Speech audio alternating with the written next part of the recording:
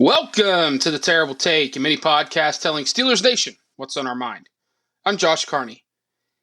If you do this long enough, you can become mostly numb to the hot takes that you hear daily from the talking heads across a number of platforms in the sports world. But sometimes one or two comments can strike a nerve and really get you going from a reactive standpoint. That occurred for me Monday morning with ESPN's Kevin Clark.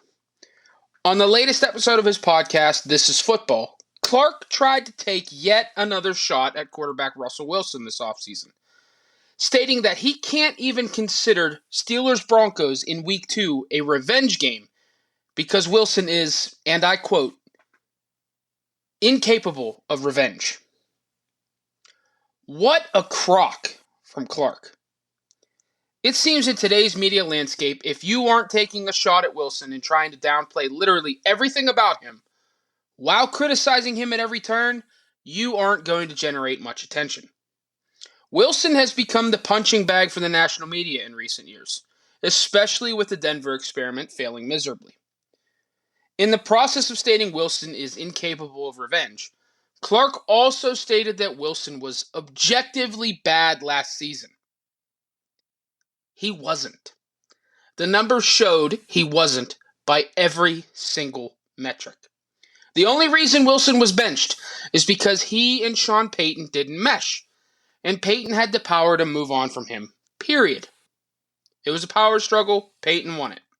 Now, Wilson is in Pittsburgh and has hit the ground running as a leader for a young offense. You can bet he has that Week 2 road trip to Denver to take on Payton and the Broncos circled on his calendar.